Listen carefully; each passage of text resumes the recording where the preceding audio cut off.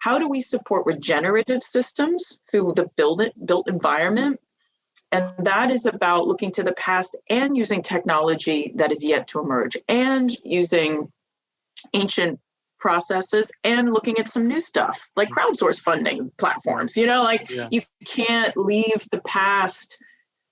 You have to reclaim the wisdom from the past and the emergent technologies and the emergent all the time in order to manifest something that's really beautiful and impactful and supportive of our communities.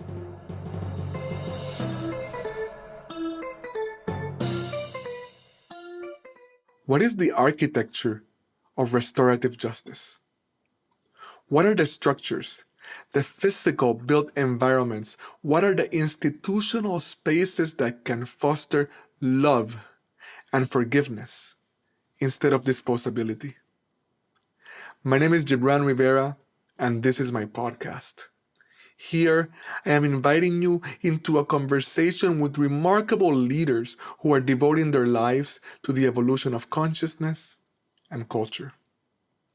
With this episode, I am introducing you to my dear friend, Deanna Van Buren. She's the founder of Designing Spaces and Designing Justice.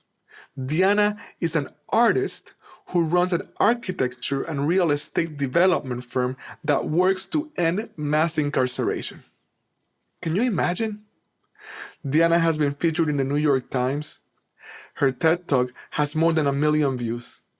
And now you have the chance to get to know her more intimately. I think you're going to enjoy this podcast. Deanna, so good to be with you here. I am so excited for our conversation. I know that you have a full schedule of doing amazing things, so I'm honored to have a little bit of your time today. Welcome. Oh, my pleasure, Gibran. Always love being with you too. You know that. It really feels good. And I want to let people know about you and your work, but I always like to start the podcast by asking guests to share about a belief that they have changed their mind about. Right? So a belief that likely shaped your identity in some way, and that you no longer hold to be true. And the reason for that, Deanna, is that I feel like we are living in a time when people are just doubling down on their beliefs, so there's less openness. And I think it behooves all of us to consider how we change our minds about things that we thought were not changeable.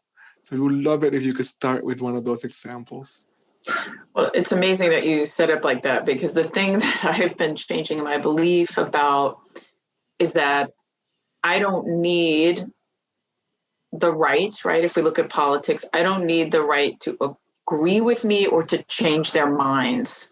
Mm-hmm. Right? That's not something that I need to have happen or need to try to force or make do, but that I do. We have to be on the planet together. It's not like my responsibility to change their mind and fix their way of thinking to be aligned with mine. Mm-hmm. So I don't know what the other alternative is. I don't know then what the solution is. Dialogue would help, but I'm changing my mind around that they've got to fix themselves. They got to stop thinking that. That's a powerful one, and I think a radical one in our time. It resonates deeply for me. What does that do for you in terms of your way of being, walking on the planet in this time with that understanding? What changes?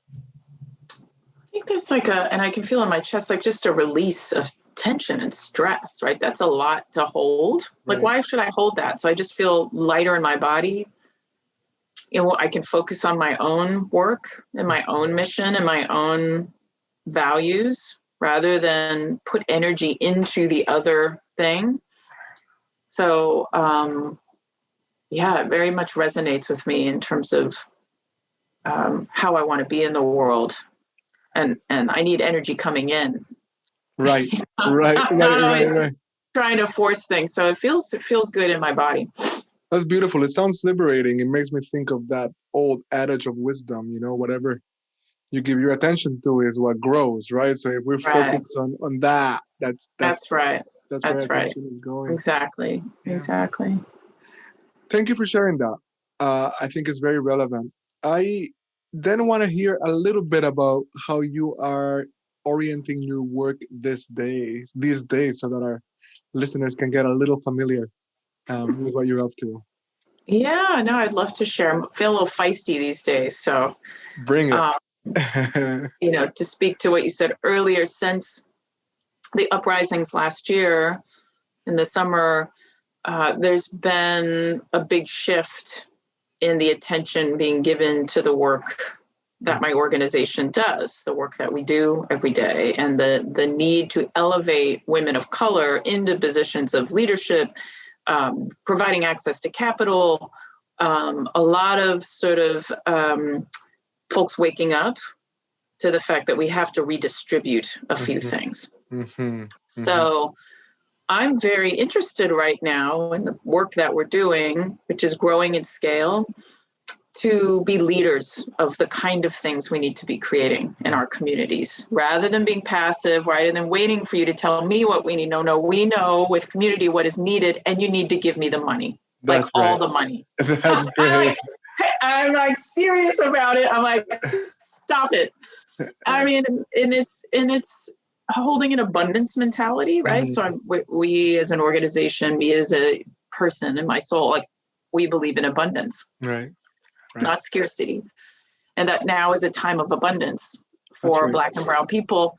And we have to prepare our projects ready, and the people we work with ready to receive that investment. That's awesome. And so that's where we are orienting our work. That is exciting. That is exciting and vibrant. I can feel the power behind the assertion of abundance. And for people that are not familiar with the radical nature of your work, of your project, how would you describe what you all set out to do?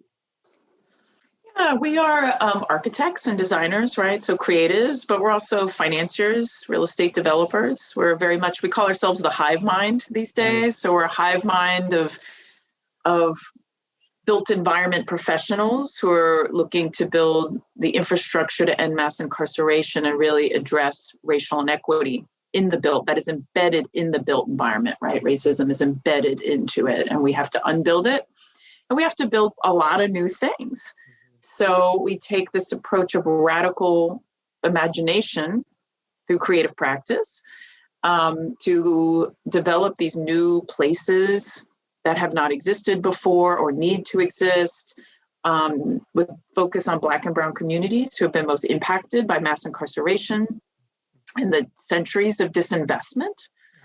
And it's a process. But of course, it has a beautiful outcome, right? A beautiful place, a beautiful building, a beautiful anything, right? We do pop-up stuff too, a beautiful room, but also ownership, right? That the community has ownership at every level. Maybe they own the building themselves. Maybe they have an equity stake in the project. Maybe they see themselves in ownership through just the design, right? They contributed to it in a lot of different ways. And we want these models to be replicated, right? We need new models, right? We need some new stuff done in a different way. That's not, if we kept doing the old thing the way we've always done it, we're not going to get anything new. We can't do it the old way. That's right. It has to be new ways. That's right. And new things come out of it. You know, Deanna, you have spoken so eloquently in the past about how we live in someone else's imagination. I actually have quoted you in other work I do, because I think it's such an important way of thinking about our environment and our space, how it was imagined by someone else and under very, very different conditions, especially for people of color. Could you speak a little bit more to that?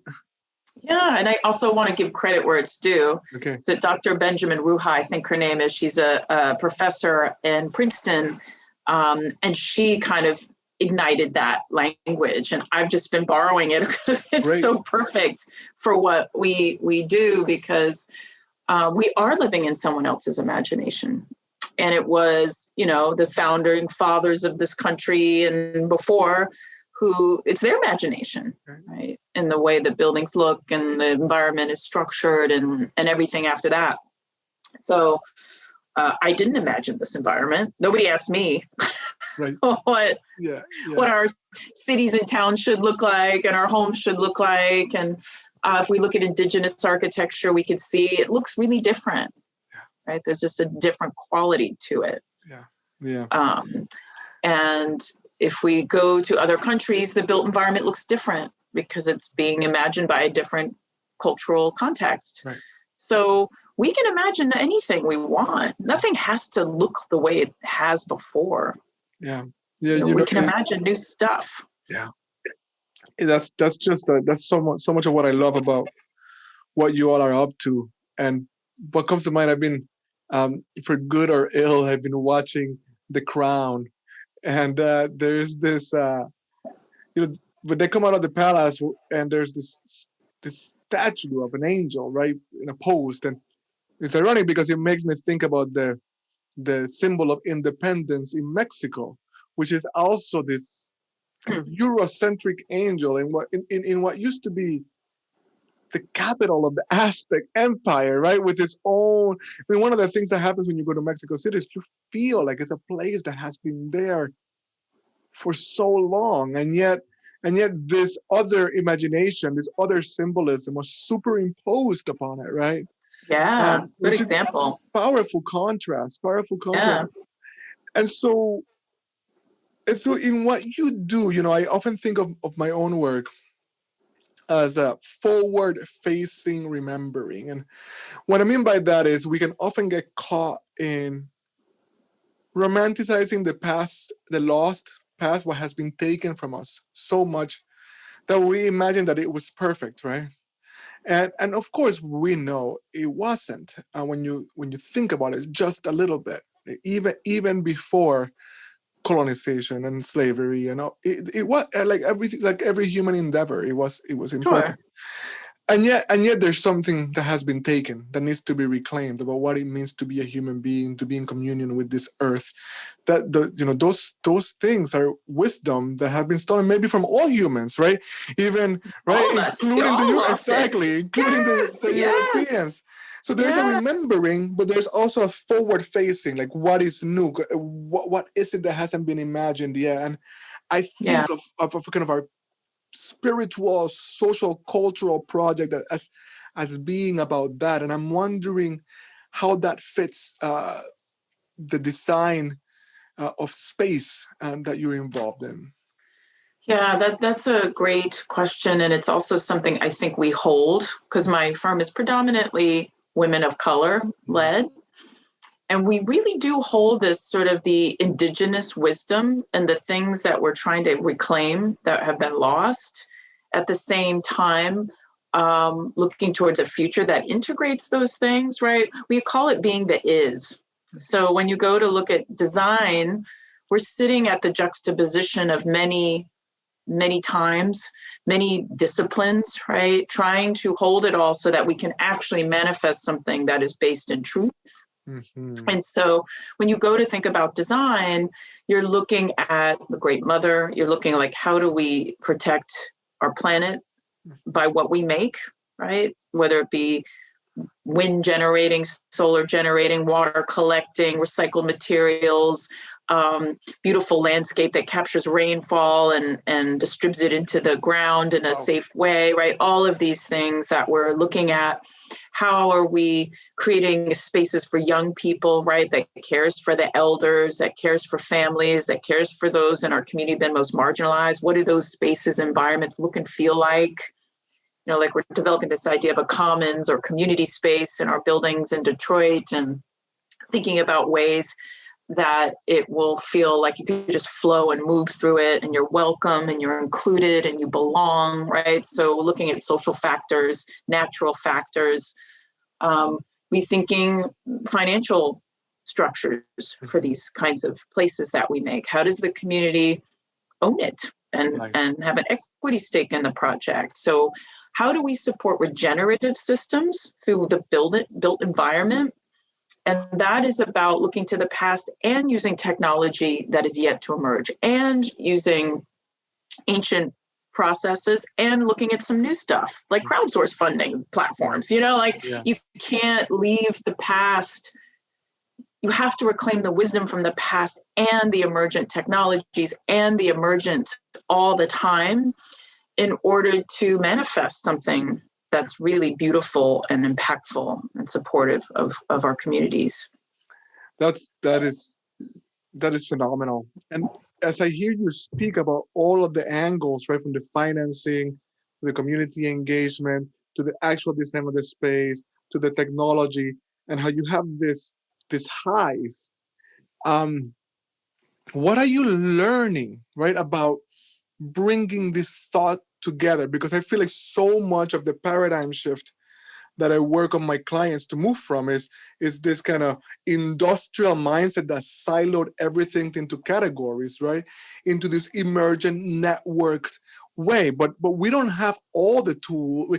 We're very trained in the old, right? So it's not always easy to figure out how to structure our work in the hive. And I'm wondering what you're learning about that as a leader in this work. Yeah, it's so spot on. It's so critical and it's hard. Yeah. It is hard.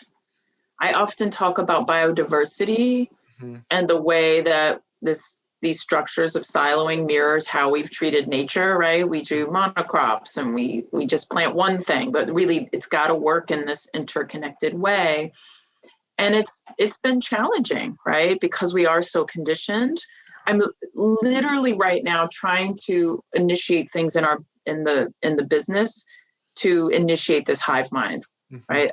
I literally on Friday, we have Hive Mind sessions where we look at a project from everybody's angle. Right.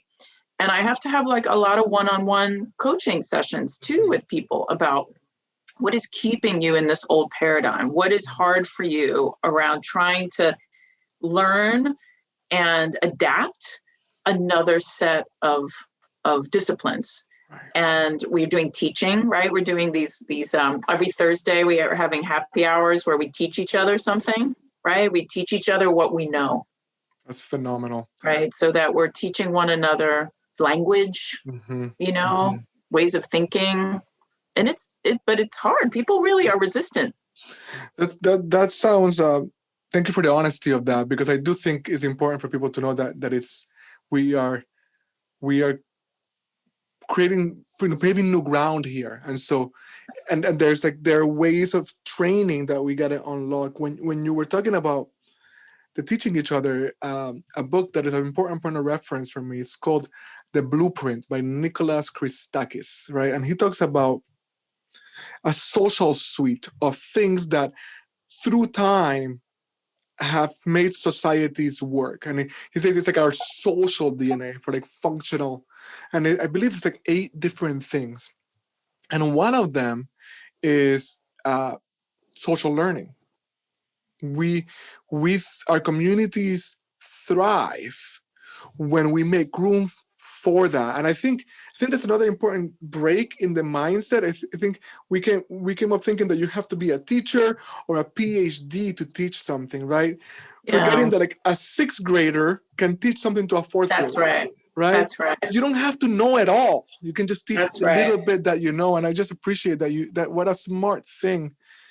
I wanted to mention and see how, if you've played with it, one of the key things that I've learned and worked with in the process of this kind of creating these ecosystems is paying a lot of attention to what we might call the social field or the relational field, right? So a lot more attention than would happen at the normal workplace for people to get to know each other as humans, right? To because that's the other thing that has been siloed, right? Like, this is my personal life, this is my work. Yes. And we need boundaries for the busyness of the work, but we need permeability for the relational bits, Totally. Yeah. I mean, that's been like our one of our core values is relational, being relational, relationships. Nice. And everything we're doing now, when we partner with new people, we have a relationship building period. We just get to know each other. What do we really care about? Understanding that even internally in the organization, the whole person has got to be acknowledged. And I know that companies are starting to do this more, It helps also, again, having a predominantly Black female-led organization because we bring that lens to the relationality of it, right? That's very, very much, very feminine, very, emotional, connected, vulnerable context in the workplace. That's And awesome. that's I don't want to be in any other kind of environment. Mm-hmm. So, and we don't have to struggle, Gibran, right? If it just happens, we just kind of we're just doing our thing. This is what it looks like when Black women lead. It's good. So it's a good thing for everybody. Yeah.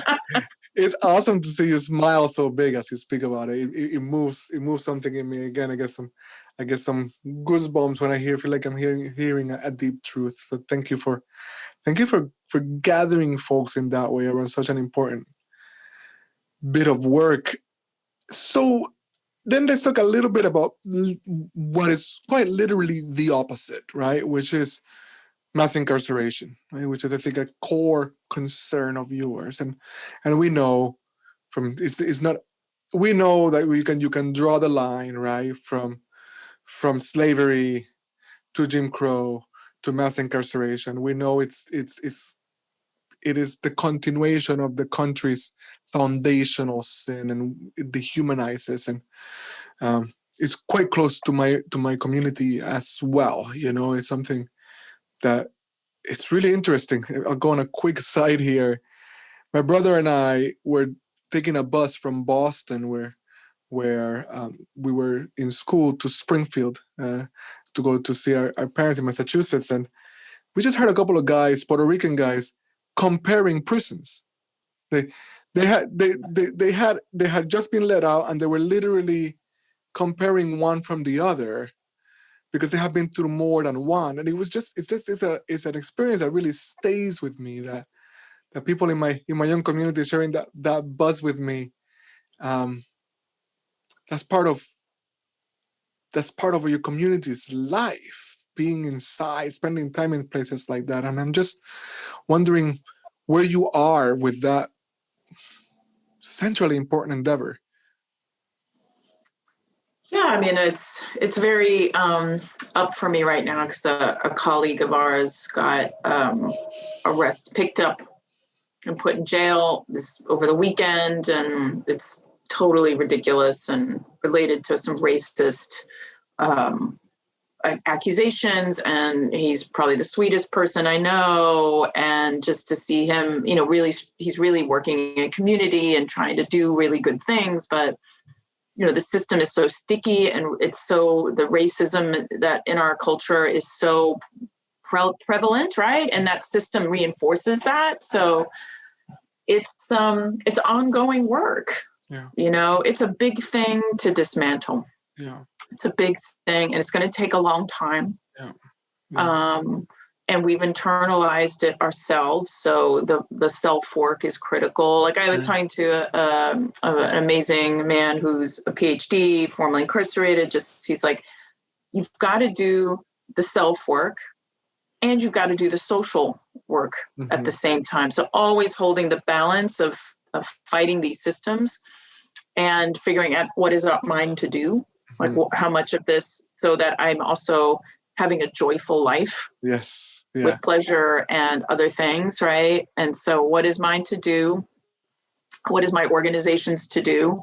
Always holding that clarity, because we're at an exciting time where like some awesome stuff is happening too, right? Where we see counties choosing to implement an alternative to incarceration infrastructure and youth incarceration, rethink the whole system. We're looking at a lot of rethinking of systems at a regional level and even a state level here in California and other places. That is very exciting to see.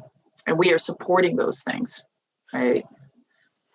So what is it that comes to mind, or or what is the kind of creative spirit that arises? What are the things you consider when you're trying to create a built space that is not that, right? That is not that dominant. This is what we do with our people who might or might not even make mistakes. We put them.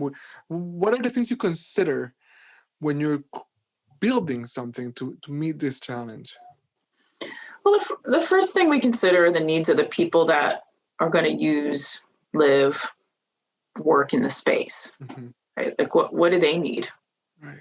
And in a way, you're almost as an architect, you're almost an interpreter Mm-hmm. of people's beliefs, desires, and passions. Right? Because I'm able to visualize three-dimensional space very easily. I'm able to conceptualize ideas and turn them into built form. That's just what the architect does. Mm-hmm. So I have to talk to you, and I have to understand what you need, and I have to spend time with you, so I can translate those beliefs, desires, philosophies, cultural practices into built form. And if I do that, I'm able to manifest something that's actually effective Mm-hmm. and amplifying and anchoring and fomenting, right, of the values, needs, desires that are required. No, so if you look at the built environment we have now, nobody did that, right? The founding fathers didn't go to the enslaved people who would be working there like, hey, what kind of space would you like? What do you need? What nourishes you? What brings you peace? Nobody cared, right? It was built for the elite and those in power, and it does that quite well. Right. It looks like power. It looks like the patriarchy, right? Mm-hmm. And just as our city skyscrapers represent capitalism, right? We just build the thing. Right. So as soon as you ask and inquire, wow, what does a space for restorative justice look like? What is a restorative care village rather than a mental health jail? What would that kind of care, what does care mean to you? What does a place for holistic care look and feel like? That depends on the community. You can't assume that it's the same and then cookie cutter it all over the place. You have to ask and then listen and give them the tools to express that, right? More than language, right? We rely, that's also a colonialist thing, like the reliance on language rather than visual or storytelling, like other ways of communicating, sharing information. Yes. So I like to share the tools of an architect with the folks we're working with. You can draw. Here's a knife and some paper. Let's build models together. Let me teach you about diagramming. A kid can diagram. A diagram is a powerful tool. I teach that to people. So we co-learn together. I teach you what I know, just to go back to what we said. You teach me what you know. And then together we come up with a new idea for a place. A center for equity, a center for restorative justice and restorative economics, a pop-up village, a peacemaking center, like whatever. I mean, there's like lists of stuff I'm learning about all the time. Like, oh, that's a good idea. We should make a youth hive, a 24-hour youth hive. What is that? Amazing. It's like awesome, right? Yes, that's awesome. That's so good. I really appreciate your reminding us of how our reliance on language is really a big part of the colonial. And it just kind of biases also a certain part of the brain, and so that and it will reproduce the same thing that part of the brain is addicted to or prefers to see. Deanna, none of us are born kind of like this, I mean, yes, we are. In many ways, we are. Like our spirit, there's something in our spirit that is being called forward, but there are experiences in a life, right? That drive us in the direction of our vocation, particularly those of us that are blessed to follow a vocation. And I'm wondering how did Deanna become Deanna? What are the parts of your biography or your story that send you in this direction? Yeah, I think about that sometimes, in that I think a big piece of it was growing up in rural Virginia in a white community that we desegregated, and living between these conditions and really what was Jim Crow South, right? It was not long before Jim Crow had ended that we moved to this community. So you had Black folks, you had white folks. Black folks were poor, living on one side of town. White folks were poor too. But then you had some middle and upper class folks who were living on another part of town. And we moved into the community. So I grew up in a kind of condition of not belonging at all.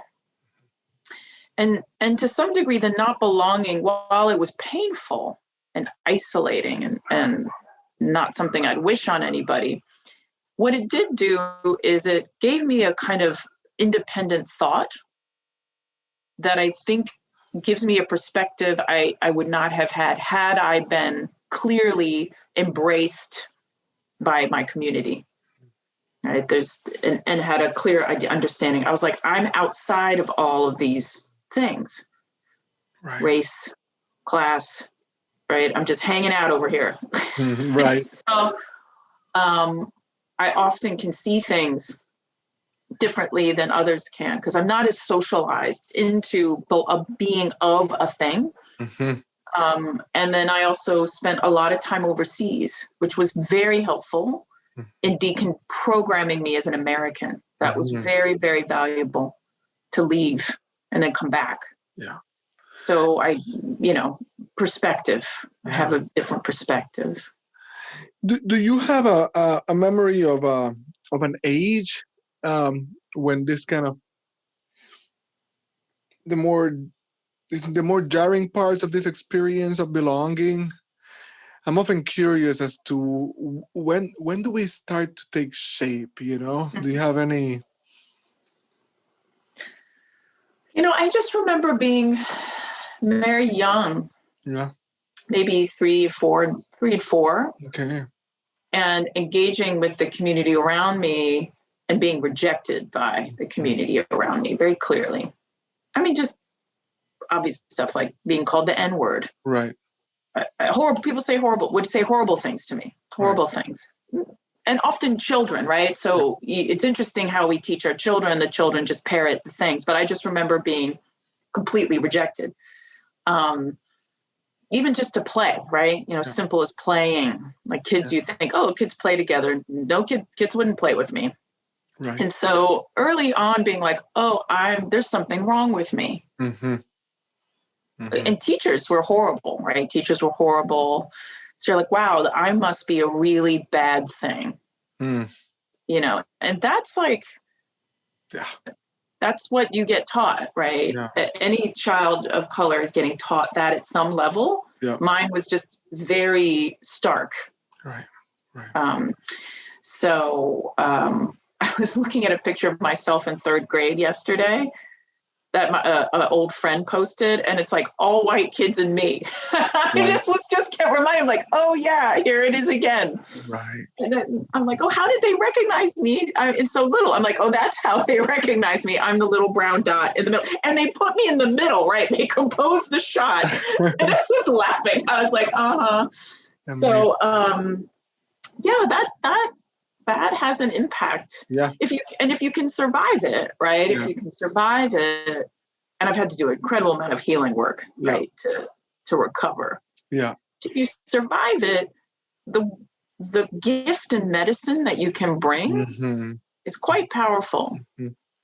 It's really powerful. So I'm clear about what my obligation is. Right? I'm clear about that. Yeah.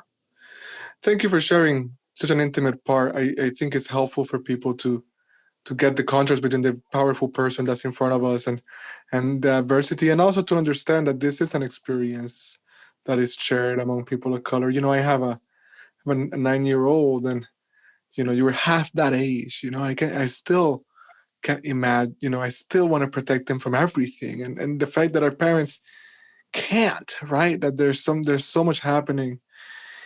And Deanna, then do you have a memory of a kind of political awakening of sorts, of just like political in the broadest of senses, right? Like this sense of this story is not true. The story we've been told is not true, and the power structure, I'm in the wrong side of it here, and I don't want to be.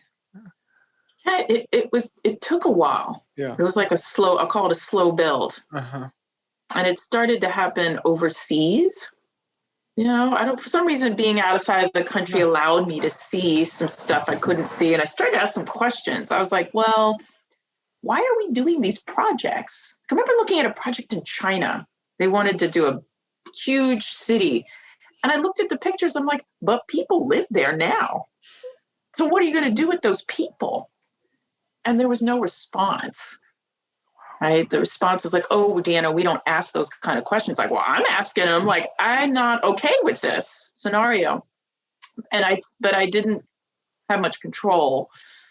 And then I came back to the US and I remember seeing Fania Davis and Angela Davis, civil rights activists, talking about restorative justice.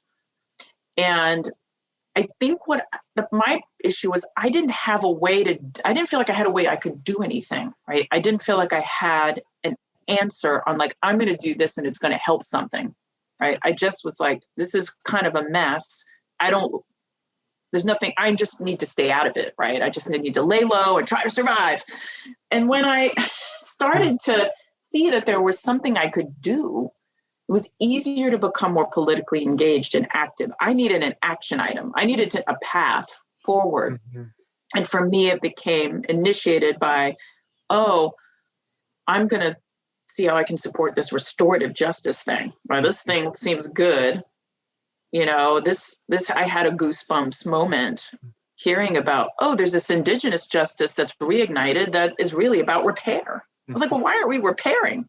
I just repaired myself. I know we can repair. Nice. So I can support this. Like I can do, this is something I can do. And then it grew to be like, yeah, I can ask questions and I can come up with answers and I can take action in a solutionary kind of way. Like I'm just a solutionary. I'm not like I can't just sit there and be like, that's bad. Right. I'm like, well, what are we going to do about it? Right. That's lovely. Yeah. That's probably why. That's one of the reasons why I like it so much. I think because that's the approach that resonates with me, the solutionary one. And so I also know that you have a vibrant and spiritual life, and sometimes I make a distinction between this kind of social political awakening and then the spiritual awakenings, and they can be well interwoven with each other, but there's some distinction. And I'm wondering about that, because I think, one of my assertions would be that I wouldn't be talking to you about the healing that you have done, right, and all that work, if I wasn't including that part. And I'm just wondering about that part of your journey. What can you share? I appreciate that, Gibran. I don't speak about it very often, mm-hmm. and yet it's essential mm-hmm. and core to the work, to be able to do the work. And the way I was able to have that political awakening, or that sort of awakening, like, oh, I'm going to do this, was because I had another kind of awakening in my late 20s. And it had a lot to do with, the trauma that I had experienced in my life had led me to a point of being very severely depressed. Mm-hmm. Really, really. And I had been suffering from depression from about the age of 10. So this is now 29. So it's a long time of suffering, from moderate to severe depression almost all my life, and hit a kind of second or third rock bottom. But in that moment of my Saturn return, realizing, oh, this is not my true nature. Mm-hmm. This is not who I actually am. I didn't always used to be like this. Mm-hmm.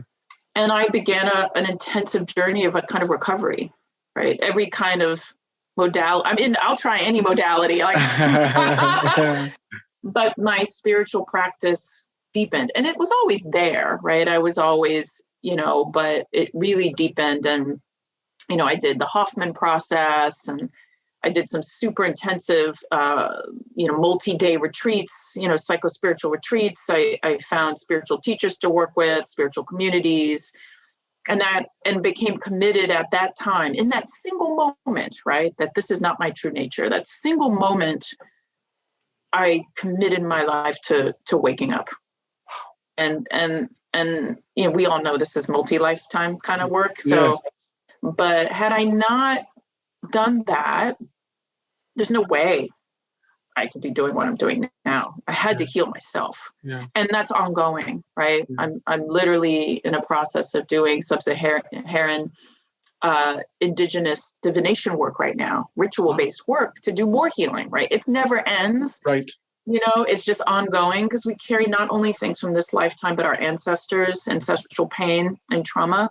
Yep. That also has to be addressed. So there's a lot of healing to do. Mm-hmm. And I often say, everything that we are doing in our lives needs to be in the agency of some kind of healing. Beautiful. For ourselves, for others. So like my design process is trauma informed and is intended to be underneath that is like an intention to help people heal.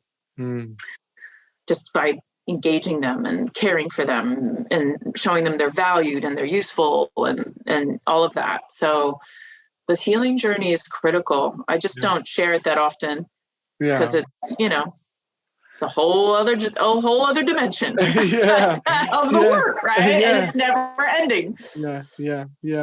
Thank you for sharing it with me and with us. One of the frames I often think about is, I think of healing oversimplified as in a spectrum, right? Of like 0 is you are totally traumatized, you have no idea, you're throwing your trauma on everybody around you. You're definitely not a good energy to be around. And then 100 being you're so cleared, you're so whole that people just literally wake up by being in your presence, And I often in my work, I think about, we want to get to 51%, right? There's plenty of healing in front of us, a lifetime of healing. Yeah. But we've done enough to reorient, right? Enough to like, okay, now before the 51%, you really just got to be focused on getting yourself together, right? On the healing that you need, on like the safety is more important, and all of those things that are like environments for your healing. But eventually, you want to get to a point in which you can give, and you don't want to rush there, right? Because we have the archetype of the wounded healer, right? That's kind of evading their own healing. Lots of that. Right? But you want to be able to that going on, yeah. and I just feel like that's a little bit of what I feel and hear in you is that shared awareness that we have, that there's plenty of healing in front of us, but that something shifted, and the momentum is in your favor. The momentum is in our favor in terms of the healing process, and it's always powerful to be with people who are embodying that and in service of the world and the work. So thank you. Those are my favorite people. Yeah. Like Gibran, my favorite people to be around. It feels the same way, Deanna. It really does. It really does. And as we keep talking about this, have you read or heard about Adrienne Marie Brown's recent pamphlet, We Will Not Cancel Us? It's a book. It's such a very short book. We Will Not Cancel Us. I haven't. And since I fangirl her and adore her work, I should get it immediately. Yeah, I can't wait to talk to you about it. We can talk about it a little bit here because you're talking about restorative justice. And one of the things she points to, which is just nuance, we don't need to get into this, is not why I'm asking, but she talks about transformative justice, right? So restorative kind of brings things back into balance, transformative makes them even better than they were, right. Which is such a high, beautiful threshold. And she speaks about it from the consciousness of abolition. She wants abolitioning the prisons altogether. Very, very radical, beautiful stuff, grounded in spirit. And as we read from the title, it's a direct way to tackle cancel culture, to tackle the way in which those of us that stand or claim to stand on the side of justice are replicating this possibility, right? With these cancellations and this tearing people down for the slightest thing. And I'm just wondering, it tends to be easier, right, to look at the prison industrial complex and white supremacy and all of those things than to look at the way some of these shadows play out among us who are standing for something better. And I'm just wondering if you have any insights on what can we do to continue to heal that, to shift that posture, what is necessary for us to apply some of these things that you've been working so hard on within movements, not necessarily in opposition. Yeah, I mean, I do think that leading by an example and sharing our view that we really have to talk to everybody, everybody, and that people are going to mess things up, and that everyone has a shadow side and everyone has that part of them, right? And there's kind of a compassion in it. I mean, people will still piss me off. Don't get it twisted. Like I will go, I can get crazed. I want to crack some skulls, but at the end of the day, we really have to hold that the both and. Yeah. So we say that, I say that a lot, like, yep, both and be the is, don't be the, don't go into this thing. Because a lot of the times we'll work with folks like, well, you can't talk to those people, those people. But I'm like, oh, no, we have to talk to those people,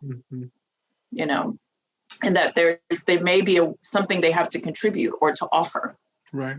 They're not perfect, right? We know they did janky thing here, but if we do this rejecting and cutting or canceling, as you say, of people. I emailed someone the other day who got really upset with us, and I just said, look, we are more alike than we are unalike. We are actually heading in the same direction. It's important we stay in relationship with one another. Right. Really critical, and they weren't open to it. Right. But I can't force them. Right. I just keep the door open. Like, all right, well, I'll be in town. I'll hope to see you when I'm there. We'll have a coffee. Nice. Exactly. if you are available and are open to it. Yeah. We just keep leaving the door open a little bit. Right. Some people you need to close it all the way. Let's not get it twisted. But most people, you need to at least talk to them once. Yeah. And I think figure out.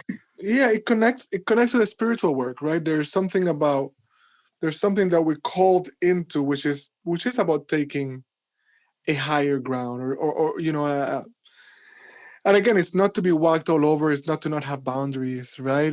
But the compassion really is the word that comes to mind, right? Like seeing each other's humanity and acknowledging that darkness runs through me. It runs through each of us, and we in some way are externalizing it. And it's not. When you talked about stories earlier, it's part of not having a mythos, right? Not having the stories that remind us that there's a journey into our own, the evil inside of us, and that there will always be something unknown in the horizon that needs to be confronted. Yeah. I mean, how many times, it's always amazing to me, I'll meet like a really elevated conscious person, right? A spiritual teacher, deeply elevated in their consciousness. And then you'll see something about where they have this nasty shadow side, right? Like nasty. You're like, oh, damn, you didn't see that? Like that, it can be like that intense. Yeah. Right. Yeah. So if you think that you don't got one and you don't see it, like I'm finding new stuff all the time. Yeah. Like just keep on digging because you'll find more and there's more.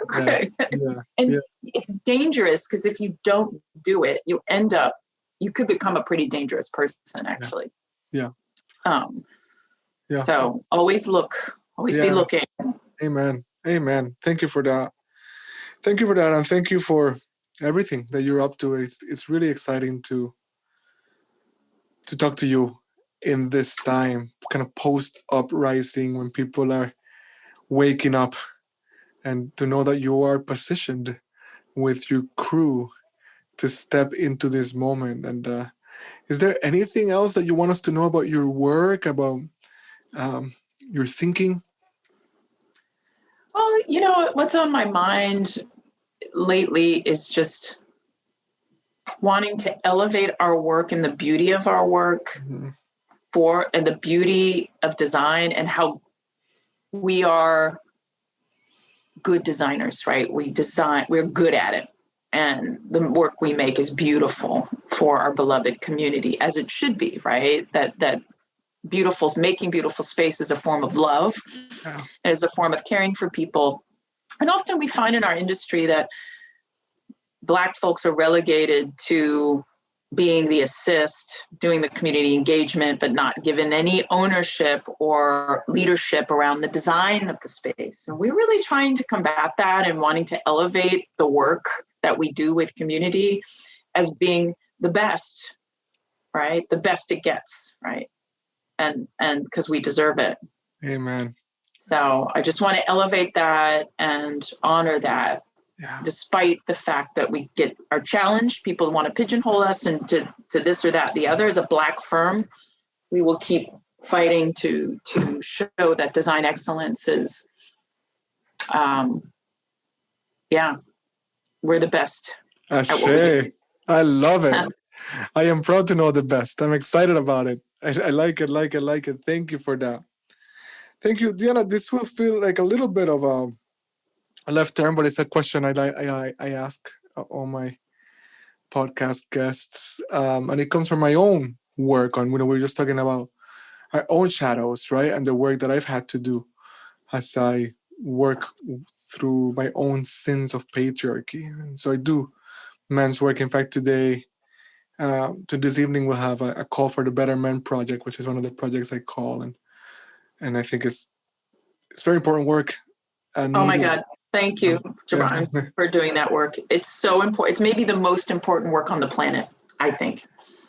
Thank you. That's a very powerful assertion, and I think you're onto something, because there's a way in which it's also where the damage comes from, right? It's where the hurt comes from. It's where the pillaging of the earth comes from.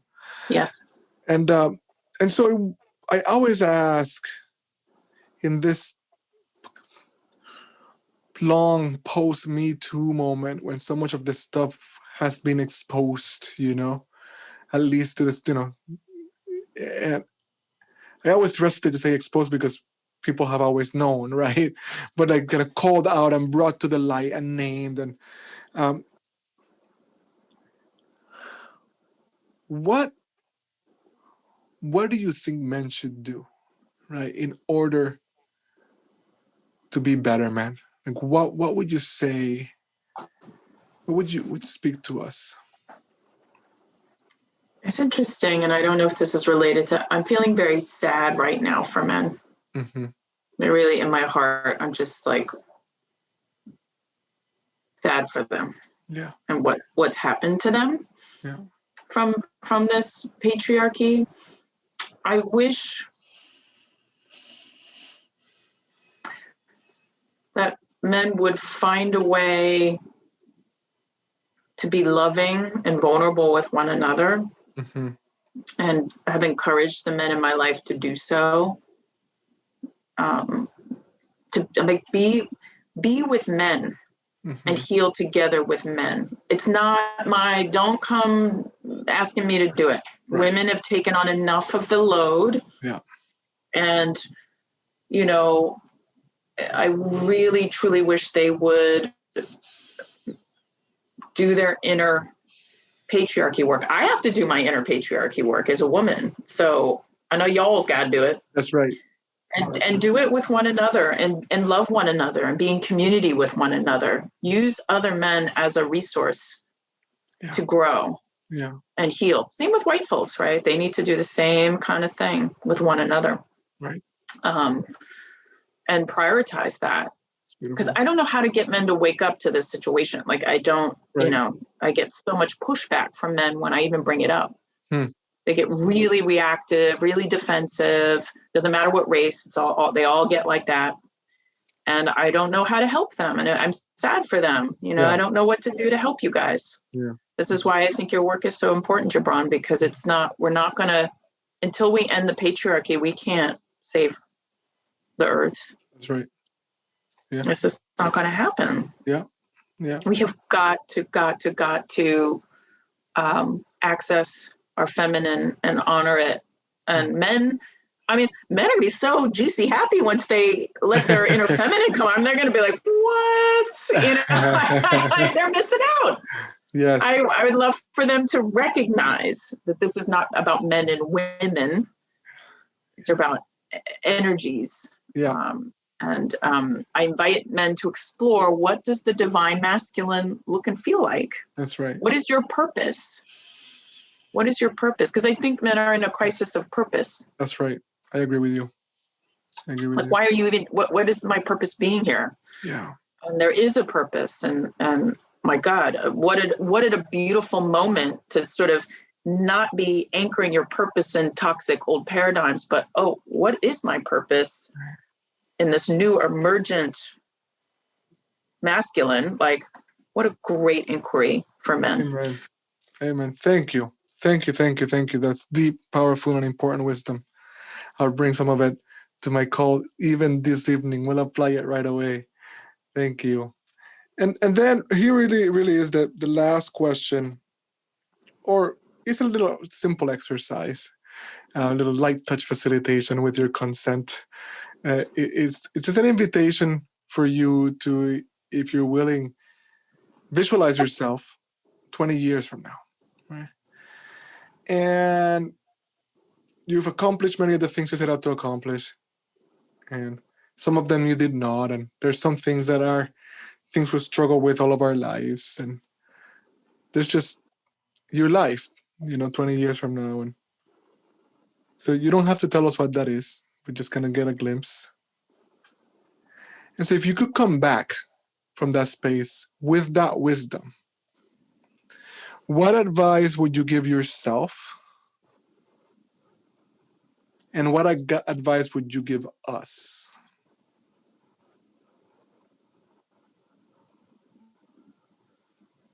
I think the advice I would give myself is to relax, to not get so caught up in all of the machinations. Like, it's all you don't have any control anyway, so you just might as well let it go. Right. Which is the great, wisdom with age, where you get older, you just know it's like, don't even, you're worrying about a whole bunch of stuff you don't need to worry about. And so I think that's the message to myself. And I just think to everyone else, it's like, time to wake up. Nice. Time to wake up. Wake up, wake up, wake up. I see. You're sleeping and the house is on fire. Mm-hmm. Mm-hmm.